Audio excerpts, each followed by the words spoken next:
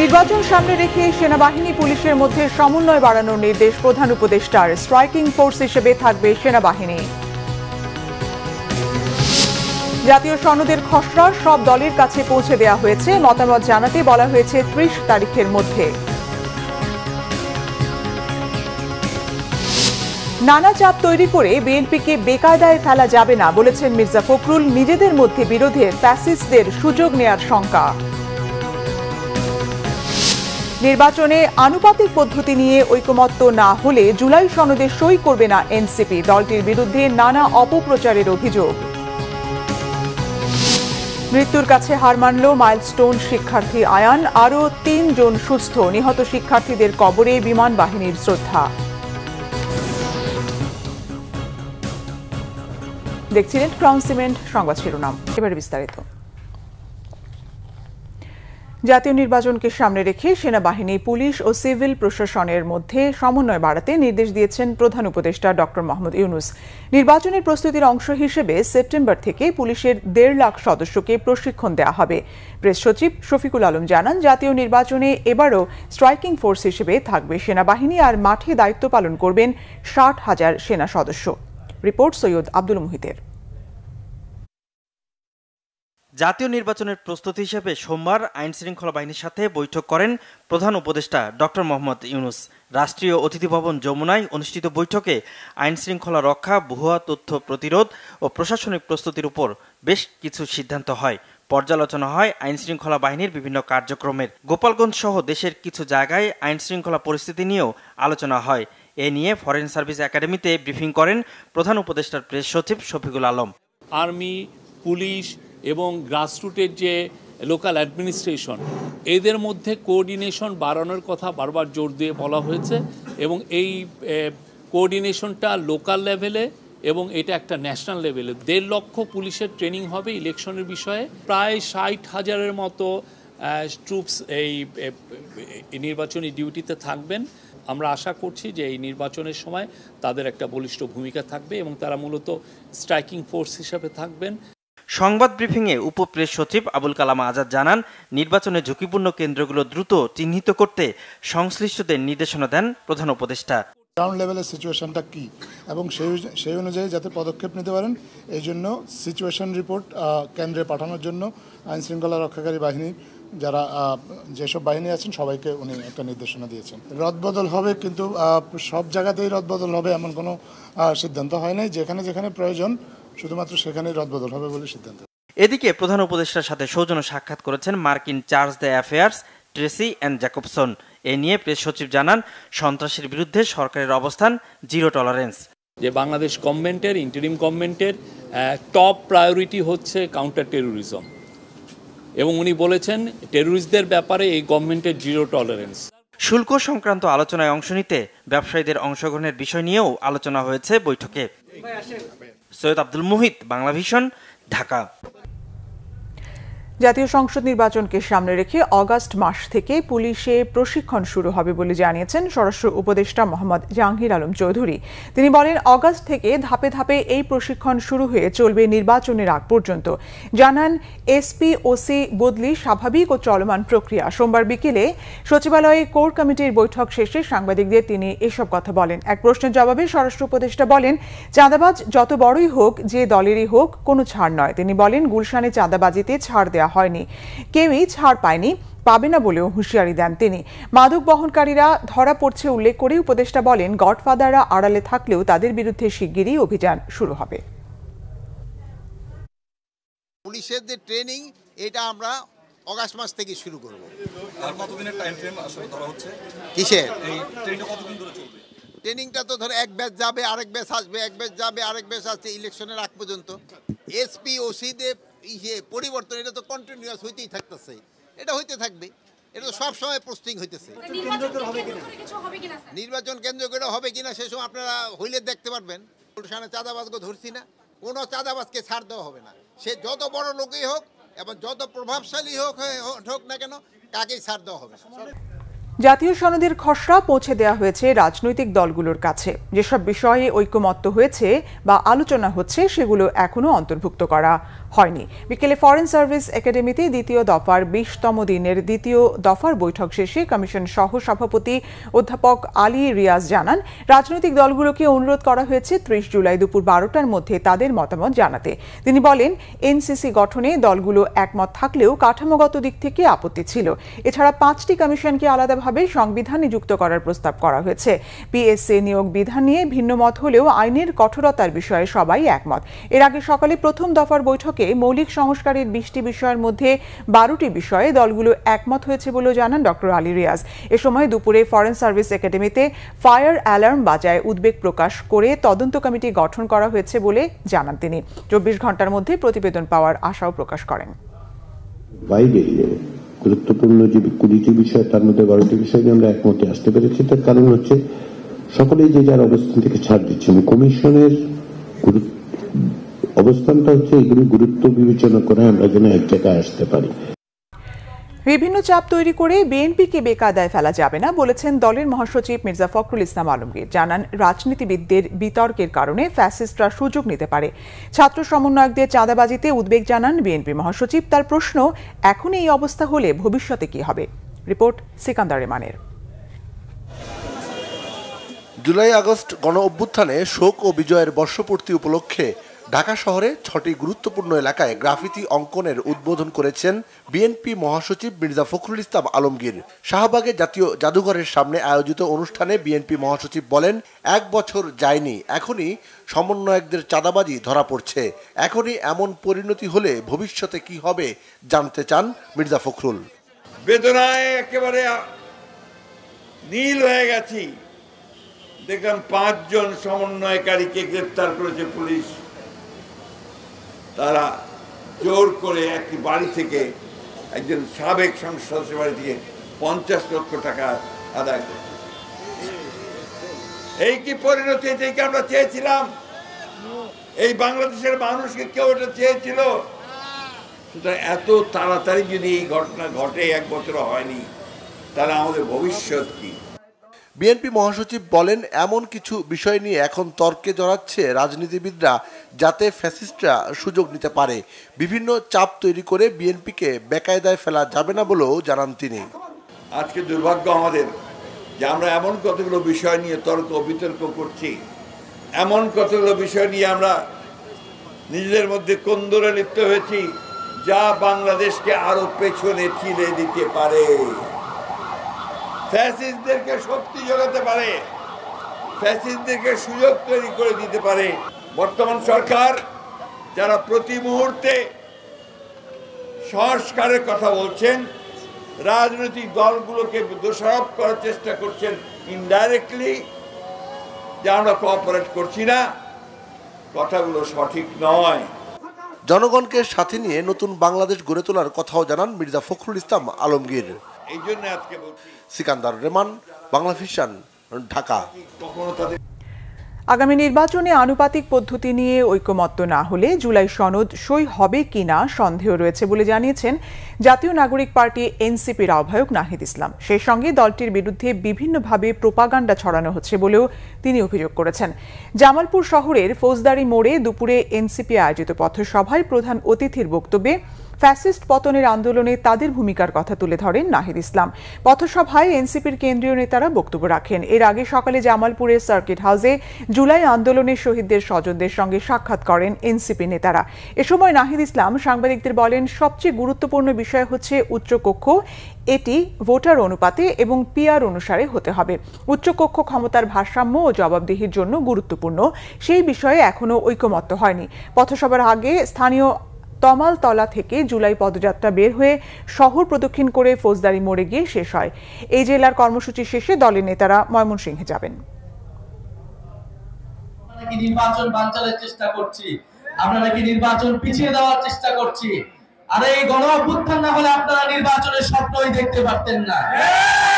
শুধুমাত্র ভোটাধিকারের মাধ্যমে, শুধুমাত্র এক সরকার থেকে আরেক সরকার পরিবর্তনের মাধ্যমে আপনার আমার জীবনের কোনো পরিবর্তন হবে না। জুলাই সনদের মাধ্যমে আমরা এই 5ই আগস্টকে সর্বদলীয় ভাবে সেলিব্রেট করতে চাই, উদযাপন করতে চাই। তাই যারা নিজেদের দলীয় স্বার্থে এখনো এই জুলাই সনদে ঐক্যমত হয়নি, তাদের প্রতি আমাদের সাদর আহ্বান থাকবে, জনগণের স্বার্থে, দেশের স্বার্থে আপনারা ঐক্যমত পোষণ করুন। মাইলস্টোন ট্র্যাজেডিতে জাতীয় বার্ন ইনস্টিটিউটে চিকিৎসাধীন আরও ৩ জন সুস্থ হয়েছেন। আর চিকিৎসাধীন অবস্থায় গত রাতে আরেকজনের মৃত্যু হয়েছে বলে জানিয়েছেন জাতীয় বার্ন ইনস্টিটিউটের পরিচালক অধ্যাপক ডাক্তার নাসির উদ্দিন।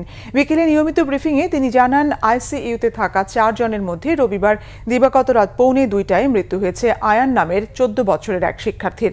মাইলস্টোন স্কুলের ইংরেজি ভার্সনের 7ম শ্রেণীর শিক্ষার্থী ছিল সে। শরীরের 40% দগ্ধ হয়েছিল আয়ানের। স্বাস্থ্য মন্ত্রণালয়ের তথ্য অনুযায়ী এ নিয়ে বিমান বিধ্বস্তের ঘটনায় মোট মৃত্যু দাঁড়ালো 35 জনে। দুর্ঘটনায় আহত 33 জন এখনও বার্ন ইনস্টিটিউটে ভর্তি রয়েছে, যাদের মধ্যে 27 জনই শিশু। রিলিজ দেওয়ার মতো সুস্থ হয়েছেন 3 জন। আইসিইউতে থাকা 3 জনের অবস্থা আশঙ্কাজনক, বাকিরা কিছুটা উন্নতির পথে বলে জানান হাসপাতালটির পরিচালক। গতকাল রাত 1:45 মৃত্যুবরণ করেছে। যথাসময়ে তাদের মৃতদেহকে দাফন করবার জন্য বাকি ব্যবস্থাপনা যা আমাদের পক্ষে করা সম্ভব আমরা সবই করেছি। আমাদের ভালো খবরের বিষয় হচ্ছে যে বাকি পেশেন্টগুলো স্ট্যাটিক আছে, অর্থাৎ যে বাকি আরও 3টা ক্রিটিক্যাল এবং সিভিয়ার কেস, তাদের অবনতি ঘটে নাই, মানে কোনো অবনতি ঘটে নাই, আগের মতোই আছে। আর ইন্টারমিডিয়েট যে পেশেন্টগুলো ছিল এদের মধ্য থেকে আমরা 3 জনকে বাসায় পাঠানোর মতো অবস্থা হয়েছে, কিন্তু ওয়েদার প্লাস কয়েকদিন পরে আর একটা ড্রেসিং হবে, এই সমস্ত কথা বিবেচনা করে ওনাদেরকে আমরা পরবর্তী ড্রেসিং করে আমরা বাসায় পাঠিয়ে দিব। মাইলস্টোনে বিমান দুর্ঘটনায় নিহত গাজীপুরের 2 শিক্ষার্থী ও এক অভিভাবকের বাড়িতে গেছে বিমান বাহিনীর একটি প্রতিনিধি দল। নিহতদের কবরের পাশে গিয়ে গার্ড অব অনার দেওয়া হয়েছে। একই দুর্ঘটনায় নিহত রাঙ্গামাটির 1 জন ও টাঙ্গাইলের 2 শিক্ষার্থীর প্রতিও শ্রদ্ধা জানানো হয়েছে। গাজীপুরে প্রতিনিধি দলটি প্রথমে যায় বড়বাড়ি এলাকার নিহত ছাত্র মুবাশির মকিনের বাড়ি, পরে যায় আরেক নিহত শিক্ষার্থী সাইমা আক্তারের বিপ্লব অর্থা এলাকায়, শেষে যায় কালিয়াকৈরের মেদি আশুলাই এলাকার নিহত অভিভাবক আফসানা আক্তার প্রিয়ার বাড়িতে। এ সময় প্রত্যেকের পরিবারকে সমবেদনা জানান প্রতিনিধি দলের প্রধান ও বিমান বাহিনী উইং কমান্ডার ABM গোলাম সাদিক। জানান, আহতের চিকিৎসায় কোনো ঘাটতি নেই, তাদের চিকিৎসায় বিমান বাহিনীর একটি মেডিকেল টিম রয়েছে। একই দুর্ঘটনায় নিহত রাঙ্গামাটির ছাইন মারমার প্রতি বাংলাদেশ বিমান বাহিনীর প্রধানের পক্ষ থেকে শ্রদ্ধা জানানো হয়েছে। প্রতিনিধি দলের নেতৃত্ব দেন উইং কমান্ডার আব্দুল্লাহ মোহাম্মদ ফারাবি। বীর উত্তম সুলতান মাহমুদ ঘাঁটির রক্ষণাবেক্ষণ শাখার অধিনায়ক উইং কমান্ডার মোহাম্মদ আব্দুল্লাহ আল মামুনের নেতৃত্বে আরেকটি প্রতিনিধি দল গেছে নিহত শিক্ষার্থী হুমায়রার গ্রামের বাড়ি টাঙ্গাইলের সখীপুর উপজেলার হতেয়া কেরানীপাড়ায়। তার নিহতের কবরে শ্রদ্ধা জানায় তারা। বিকেলে মির্জাপুরের ওয়ারশির নয়াপাড়া গ্রামে নিহত তানভীর আহমেদের বাড়িতে গিয়ে কবর জিয়ারত করেন। তার বাবা ও মাকে সমবেদনা জানান প্রতিনিধি দলের সদস্যরা। রাজুকের সব নিয়ম মেনেই মাইলস্টোন স্কুল ভবন নির্মাণ করা হয়েছে বলে দাবি প্রিন্সিপাল অবসরপ্রাপ্ত ক্যাপ্টেন জাহাঙ্গীর খানের। তিনি বলেন, বাচ্চাদের নিরাপত্তার জন্যই ভবনের বারান্দায় ব্যারিকেড দেওয়া হয়েছে। এদিকে রাজধানীর আকাশ প্রতিরক্ষার জন্য এখানেই যুদ্ধ বিমানের ঘাঁটি থাকা প্রয়োজন বলে মনে করে বিমান বাহিনী। রিপোর্ট ফরুক বাবুর। 21 জুলাই বিমান বিধ্বস্তের মর্মান্তিক ঘটনার পর রবিবার থেকেই মাইলস্টোন স্কুল অ্যান্ড কলেজের অন্যান্য শাখায় শিক্ষা কার্যক্রম শুরু হয়েছে। তবে কবে নাগাদ দিয়াবাড়ি ক্যাম্পাসে কার্যক্রম শুরু হবে তা এখনও সিদ্ধান্ত নিতে পারেনি কর্তৃপক্ষ। দিয়াবাড়ির মাইলস্টোন ক্যাম্পাসে একাডেমিক কার্যক্রম শুরু না করলেও অভিভাবকদের ডেকে কাউন্সিলিং সহ শিক্ষার্থীদের ফেলে যাওয়া ব্যাগ ও বই খাতা বুঝিয়ে দিচ্ছে। যেটুকু দেখলাম ভিতরে তো জ্বলে পুড়ে কি হচ্ছে, আমার আপনার সবারই হচ্ছে, আমরা তো কিছু করতে পারতেছি না। এই উপর আল্লাহ যদি কিছু করে, সবাইকে যদি সান্ত্বনা দেওয়া ছাড়া আমাদের আর কিছু করার নাই। এই ঘটনা যেন আর যেন বাংলাদেশে তথা পৃথিবীর কোনো দেশে আর যেন না ঘটে, সেজন্য যারা কর্তৃপক্ষ যারা চালায় আর কি, তাদেরকে এটা পরীক্ষা নিরীক্ষা করে একটা যাতে বিমানটা উড়ানোর ব্যবস্থা করে, এটাই আকুল আবেদন থাকবে। বিমান বিধ্বস্তের ঘটনা নিয়ে সামাজিক যোগাযোগ মাধ্যমে নানা ধরনের তথ্য ছড়িয়ে পড়ায় বিভ্রান্তি দূরসহ বিভিন্ন বিষয়ে ব্রিফিং করে বিমান বাহিনী। এতে মাইলস্টোন হতাহত ও ক্ষতিগ্রস্তদের সর্বাত্মক সহায়তার আশ্বাস দেওয়া হয়। তদন্ত কাজে সহায়তার জন্য চীনের একটি বিশেষজ্ঞ দল আসার সম্ভাবনা রয়েছে। ইতিমধ্যে আমরা 17 জনের সমাধিতে পুষ্পস্তবক অর্পণ ও সম্মান প্রদর্শন করতে পেরেছি এবং এরই ধারাবাহিকতায় অন্যান্য সমাদিত বাংলাদেশ বিমান বাহিনীর পক্ষ থেকে পুষ্পস্তবক অর্পণ এবং সম্মান প্রদর্শন করা হবে। আমরা প্রতিটি ক্ষতিগ্রস্ত পরিবারের পাশে দাঁড়াতে বদ্ধপরিকর। রাজধানীতে যুদ্ধ বিমানের প্রশিক্ষণ নিয়ে আলোচনা সমালোচনার বিষয়ে বিমান বাহিনীর অবস্থান তুলে ধরা হয়। ঢাকা আমাদের রাজধানী, রাজধানীর স্ট্র্যাটেজিক এবং অপারেশনাল নেসেসিটি সুবাদে এই দেশের আকাশ প্রতিরক্ষা তথা রাজধানীর আকাশ প্রতিরক্ষার জন্য রাজধানীতে জঙ্গি বিমানের ঘাঁটি থাকা অত্যাবশ্যক। এদিকে দিয়াবাড়িতে স্কুল ভবন নির্মাণ নিয়েও ব্যাখ্যা দিয়েছেন প্রতিষ্ঠানটির অধ্যক্ষ।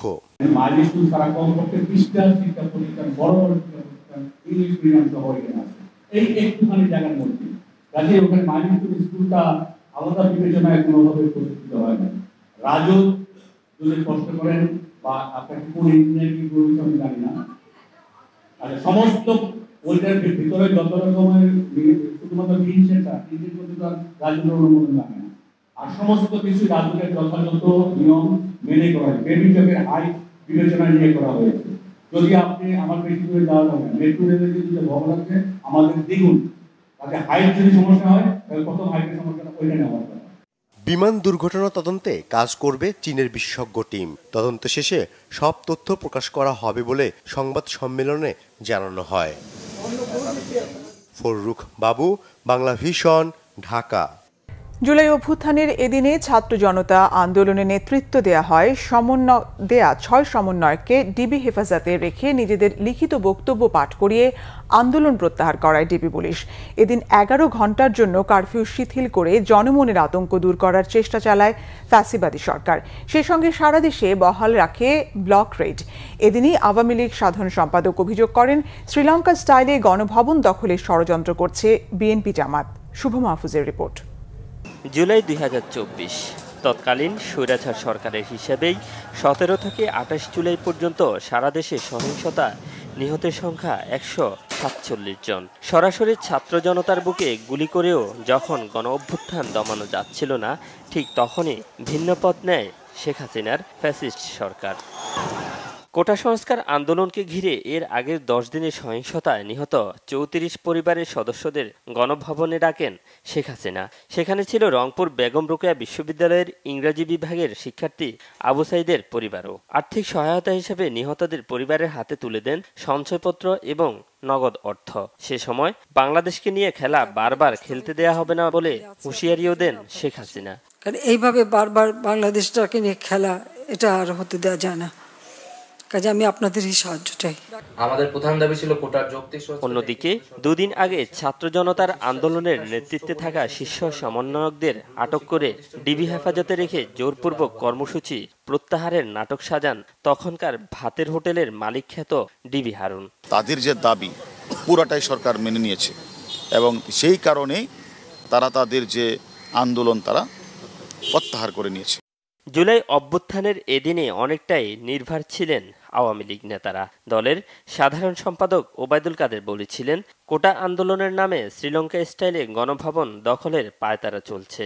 দেশ বিদেশে ষড়যন্ত্রের অভিযোগ আনেন ডক্টর ইউনূসের বিরুদ্ধে। শ্রীলঙ্কা স্টাইলে প্রধানমন্ত্রীর বাড়ি দখল করার টার্গেটও ওই রাতে ছিল যদি কারফিউ জারি না হতো। 10 দিনের সহিংসতার পর এদিন ভিন্ন ভিন্নভাবে ক্ষয়ক্ষতির পরিমাণ তুলে ধরেন তখনকার 3 মন্ত্রী। হতাহতের পরিসংখ্যান দিতে সচিবালয়ে স্বরাষ্ট্রমন্ত্রী আসাদুজ্জামান খান কামালের দাবি, জানমাল রক্ষায় আইনশৃঙ্খলা বাহিনী বাধ্য হয়ে গুলি চালিয়েছে, আর দেশকে অর্থনৈতিকভাবে পিছিয়ে দিতে এসব সহিংসতা বলে জ্ঞান দেন আরেক মন্ত্রী তাজুল ইসলাম। সবকিছু নিয়ন্ত্রণে এসেছে ভেবে টানা 10 দিন বন্ধ থাকার পর এদিন বিকাল 3টা থেকে চালু করা হয় মোবাইল ইন্টারনেট। এত কিছুর পরও ছাত্র জনতাকে গুলি করে হত্যার ক্ষোভকে কোনোভাবেই আড়াল করতে পারেনি স্বৈরাচার সরকার। নীরব প্রতিবাদের মাধ্যমে আরও গতিময় হয়ে ওঠে ফ্যাসিস্ট পতনের আন্দোলন। শুভ মাহফুজ, বাংলা ভিশন, ঢাকা। জুলাই গণ অভ্যুত্থানের প্রথম শহীদ আবু সাইদ হত্যায় মানবতা বিরোধী অপরাধের মামলার অভিযোগ গঠনে রাষ্ট্রপক্ষের শুনানি শেষ হয়েছে। আসামি ও স্টেট ডিফেন্সের শুনানি আগামীকাল। এছাড়া আশুলিয়ায় 6 লাশ পোড়ানোর মামলায় চার্জ শুনানি হবে 7 অগাস্ট। নাবিল জাহাঙ্গীরের রিপোর্ট।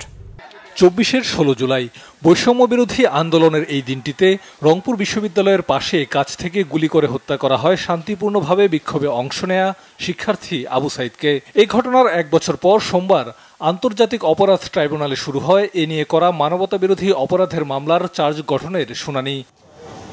আবু সাইদ হত্যা মামলায় চার্জ গঠনের শুনানিতে আসামিদের বিরুদ্ধে হত্যায় অংশ নেয়া, সুপিরিয়র কমান্ড রেসপন্সিবিলিটি, ঘটনা ভিন্ন খাতে প্রবাহের চেষ্টা, সুরতহাল রিপোর্ট পরিবর্তন ও ময়নাতদন্ত পরিবর্তনে চাপ প্রয়োগের অভিযোগ ট্রাইব্যুনালকে পরে শোনায় প্রসিকিউশন। মঙ্গলবার এ বিষয়ে তাদের বক্তব্য তুলে ধরবেন পলাতক আসামিদের রাষ্ট্রনিযুক্ত আইনজীবী ও আসামিপক্ষের আইনজীবীরা।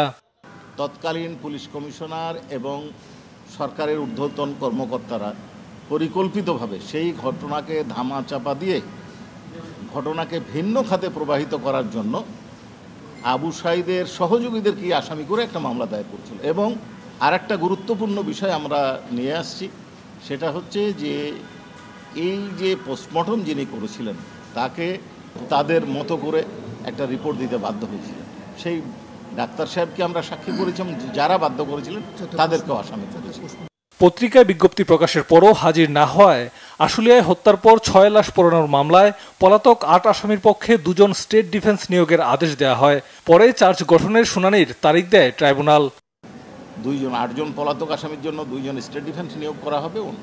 অনারেবল ট্রাইব্যুনাল স্টেট ডিফেন্স নিয়োগ করবেন এবং চার্জের জন্য দিন ধার্য।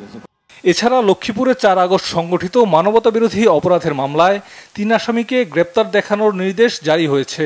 দেয়া হয়েছে প্রত্যেককে 1 দিন করে জিজ্ঞাসাবাদের অনুমতিও। এই মামলার পরবর্তী শুনানি 28 সেপ্টেম্বর। নাবিল জাহাঙ্গীর, বাংলা ভিশন, ঢাকা। চাকরিতে পুনর্বহালের দাবিতে প্রধান কার্যালয় ঘেরাও করে বিক্ষোভ ও মানববন্ধন করেছে আল আরাফা ইসলামী ব্যাংক থেকে ছাঁটাই হওয়া 5 শতাধিক কর্মকর্তা। নিজস্ব লোকজনকে নিয়োগ দেওয়ার উদ্দেশ্যে পরিকল্পিতভাবে 550 কর্মকর্তাকে নোটিশ ছাড়াই ছাঁটাইয়ের অভিযোগ করেন চাকরিচ্যুতরা। আরো জানাচ্ছেন জিয়াউল হক সবুজ। মূল্যায়ন পরীক্ষায় পাশ না করা 547 জন কর্মকর্তাকে মঙ্গলবার এক নোটিশে চাকরি থেকে অব্যাহতি দেয় আল আরাফা ইসলামী ব্যাংক। মেধা যাচাইয়ের নামে নেয়া বিশেষ এই পরীক্ষার মাধ্যমে 4-5 বছরের বেশি সময় ধরে কাজ করা ব্যাংকারদের ছাঁটাই কোনোভাবেই মানতে পারছেন না চাকরিচ্যুতরা। বিনা নোটিশে বিনা কারণে মূল্যায়ন পরীক্ষার নাম দিয়ে আমাদেরকে যে চাকরি থেকে টার্মিনেট করা হয়েছে, এটা কোনো অবস্থাতেই যুক্তিসঙ্গত নয় এবং গ্রহণযোগ্য নয়। আমরা যদি অযোগ্য হতাম, এরা কেন আমাদেরকে চাকরি স্থায়িত্ব করছে? আমরা কি বলছিলাম আপনারা আমাদেরকে চাকরি স্থায়িত্ব করেন? 5 বছর পরে এখন আমার প্রমোশনের সময় এখন একটা মূল্যায়ন পরীক্ষার কথা বলে তারা আমাদের পারমিশন করার কোনো অধিকারই রাখে না। 3টা কারণে মানুষের চাকরি যেতে পারে। অবৈধ লেনদেনের কেলেঙ্কারিতে যদি আপনি যুক্ত থাকেন তাহলে চাকরি যেতে পারে। আপনি যদি যৌন হয়রানিতে যুক্ত থাকেন তাহলে চাকরি যেতে পারে। ব্যাংকে ভুয়া সার্টিফিকেট যদি থাকে তখন চাকরি যেতে পারে। কিন্তু আমাদের তো এগুলো কোনো কিছুই নাই। আমাদের বলা হয়েছে জাস্ট এটা বাংলাদেশ ব্যাংকের একটা ফর্মালিটিস, কিন্তু এটা ছিলই পূর্ব পরিকল্পিত উদ্দেশ্য প্রণোদিত। আমাদের পড়াশোনারও সুযোগ দেয়নি। আমরা নিয়মিত আমাদের কাজ করেছি, অফিসের প্রেশার সামলাইছি এবং পরে আমাদের অ্যাসেসমেন্ট টেস্টের নামে আমাদের ফাঁদে ফেলাইলো। চাকরি ফেরতের দাবিতে পুরনো কর্মকর্তাদের এই বিক্ষোভে দিনভরই অবরুদ্ধ ছিল ব্যাংকটির প্রধান কার্যালয়। ব্যাংক কর্তৃপক্ষ এই বিষয়টি সতর্কতার সাথে পর্যবেক্ষণ করছে বলে জানান ব্যাংকটির এই কর্মকর্তা। যারা চাকরিচ্যুত হয়েছেন তারা বিভিন্ন দাবি দাবার প্লাকার্ড নিয়ে নিচে রয়েছেন এবং এই বিষয়টি আমাদের ব্যাংকের ঊর্ধ্বতন কর্তৃপক্ষ তারাও পর্যবেক্ষণ করছেন এবং প্রয়োজনীয় যে পদক্ষেপ পরবর্তীতে নেওয়া যায় সেভাবেও চিন্তাভাবনা চলছে। এদিকে 547 জন পুরনো ব্যাংকারকে ছাঁটাই করা হলেও শূন্য পদে নিয়োগ দিতে নতুন নিয়োগ প্রক্রিয়া শুরু হয়েছে বলে দাবি করেছেন চাকরিচ্যুত ব্যাংকাররা। জিয়াউল হক সবুজ, বাংলা ভিশন, ঢাকা। কীটনাশক উৎপাদনে দেশীয় কোম্পানি বিনিয়োগে এগিয়ে এলেও দেশের বাজারে বিদেশি কোম্পানির আধিপত্য টিকিয়ে রাখতে নিবেদিত দায়িত্বশীলরা। অভিযোগ আছে কৃষি মন্ত্রণালয়ের অধীনে থাকা বালাইনাশক কারিগরির উপদেষ্টা কমিটি পিটাক দেশীয় উৎপাদকদের আইন বহির্ভূতভাবে নানা নিয়মে আটকে রাখায় সর্বদাই সচেষ্ট। বিশ্লেষক ও অর্থনীতিবিদরা বলছেন সরকারের নীতি নির্ধারকেরা দৃষ্টিভঙ্গি বদলানো গেলে পাল্টে যাবে দেশের অর্থনীতি। কৃষিখাত নিয়ে গোলাম ময়নুল আহসানের 3 পর্বের ধারাবাহিকের দ্বিতীয়টি আজ। স্বাধীনতা পরবর্তী দেশের ঔষধ শিল্প এগিয়ে যায় দ্রুতালয়ে। এখন 157টি দেশে রপ্তানি হচ্ছে ঔষধ। কীটনাশক শিল্প সমান্তরালভাবে এগোনোর কথা থাকলেও এখনো 90% চাহিদা মেটে আমদানিতেই। অনুসন্ধানে দেখা যায় আইন বহির্ভূতভাবে পেটেন্ট পণ্যের দোহাই দিয়ে উৎপাদনে নানা বাধা তৈরি করেছে বালাইনাশক কারিগরি উপদেষ্টা কমিটি পিটাকের এমন অবস্থানের কারণে বাধ্য হয়ে 2022 সালে সরকার এই সংক্রান্ত গেজেট প্রকাশ করে। পেটেন্ট বাংলাদেশের জন্য প্রযোজ্যই নয় বলে সে সময় স্পষ্ট জানিয়ে দেয় শিল্প মন্ত্রণালয়, কিন্তু এখন এর সুফল মেলেনি। বাজার নিয়ন্ত্রণ শব্দ একটা ব্যবহার হয়, এটা আমলাদের ভাষা। অ্যাকচুয়ালি বাজারে হচ্ছে অনৈতিক সুবিধা, অযৌক্তিক সুবিধা, ভোক্তার যে স্বার্থটা সেটাকে বিসর্জন দিয়ে মধ্যস্বত্বভোগী গোষ্ঠীগুলোর বিষয়গুলোকে গুরুত্ব দেয়। আবার তারা কিন্তু আবার খুব শক্তিশালী হতে পারে রাজনৈতিকভাবে। বাংলাদেশে বালাইনাশক সংক্রান্ত বিষয়ে একটি উপদেষ্টার কমিটি কৃষি মন্ত্রণালয়ের অধীনে কার্যকর রয়েছে, যে কোম্পানি বেশ শক্তিশালী কমিটি হিসেবেই বিভিন্ন ধরনের মতামত দিয়ে থাকে। দুর্ভাগ্যজনকভাবে এই কমিটিতে সকল পক্ষের প্রতিনিধি থাকার কথা থাকলেও আমরা দেখতে পাচ্ছি যে নতুন করে যারা অ্যাগ্রো কেমিক্যাল ম্যানুফ্যাকচার অ্যাসোসিয়েশন বামা, তাদের কোনো প্রতিনিধি সেখানে নেই।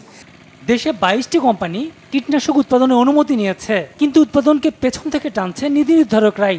বর্তমানে 5% কর দিয়ে ফিনিশ পণ্য আমদানির সুযোগ রয়েছে, অথচ উৎপাদনের জন্য কাঁচামাল ও সহযোগী উপাদান আমদানিতে 31 থেকে 58% শুল্ক দিতে হয়। ফিনিশ প্রোডাক্টের উপর ট্যাক্সের রেটটা অনেক কম, কিন্তু কাঁচামাল আমদানি করলে আপনার ট্যাক্সের রেট অনেক বেশি।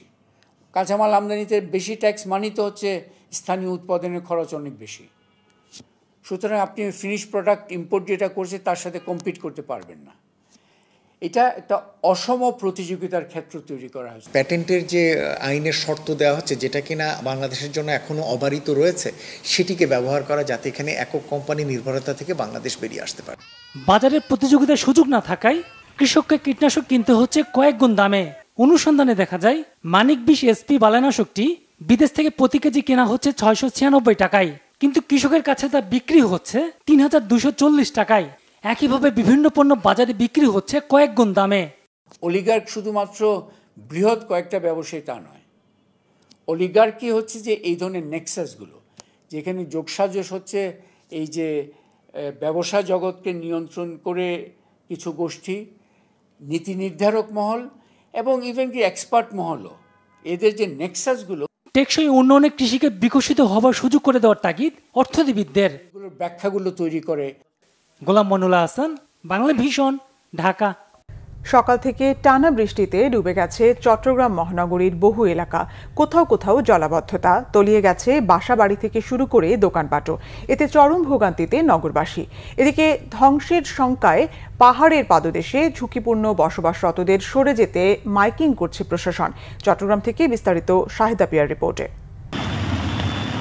বৃষ্টি দুর্ভোগের নাম বন্দরনগরী চট্টগ্রামের মানুষের কাছে। বছরের পর বছর টানা বৃষ্টিতে হাঁটু পানি মারানো যেন নিয়তি তাদের। সকাল থেকে টানা বৃষ্টিতে নগরীর বাকুলিয়া, রাহাত্তারপুর, আগ্রাবাদ, হালিশহর, চকবাজার, কাপাসগোলা, জিসি মোড়, পাঁচলাইশ সহ নগরীর বেশ কিছু নিচু এলাকায় তৈরি হয়েছে জলাবদ্ধতা। এতে বিভিন্ন গন্তব্যে বের হওয়া মানুষকে পড়তে হয়েছে চরম দুর্ভোগে। বাসা থেকে বের হয়েছি, এতটুকু পরিমাণ পানি ছিল।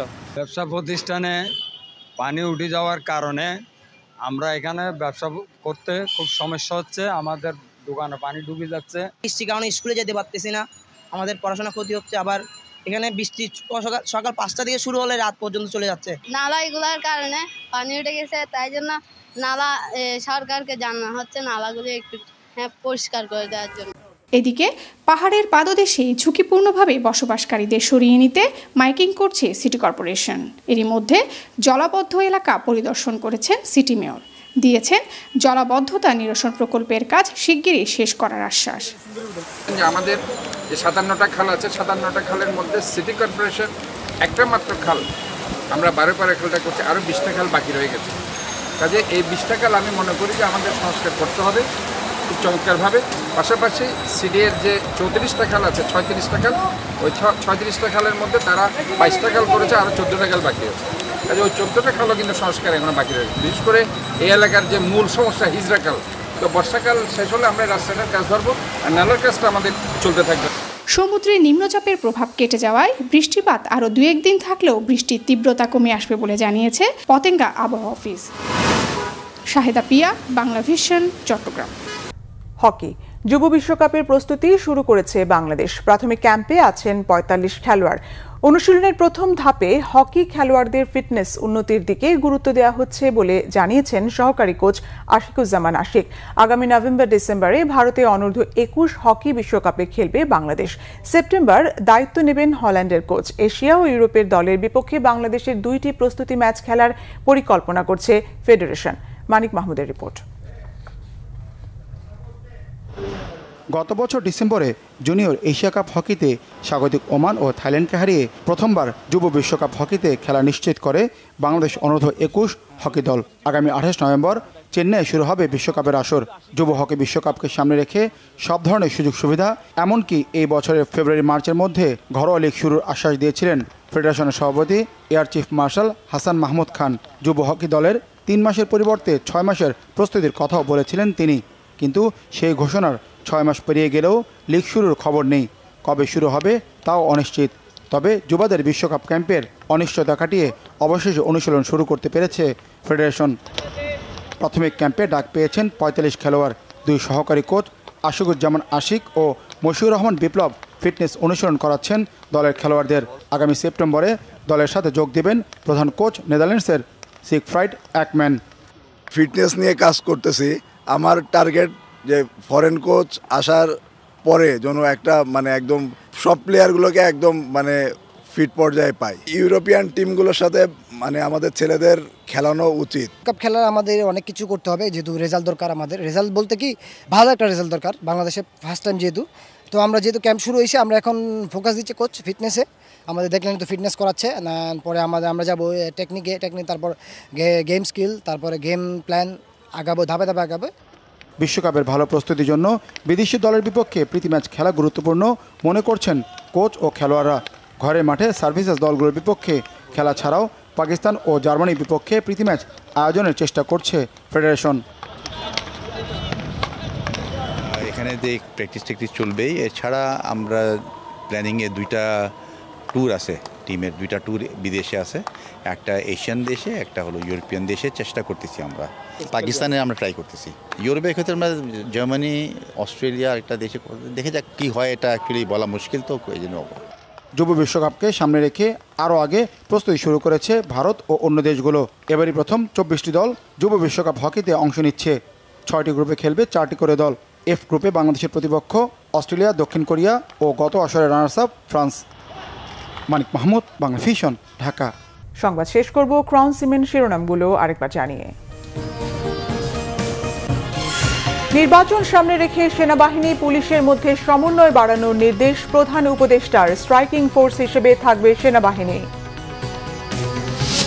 জাতীয় সনদের খসড়া সব দলের কাছে পৌঁছে দেওয়া হয়েছে। মতামত জানাতে বলা হয়েছে 30 তারিখের মধ্যে।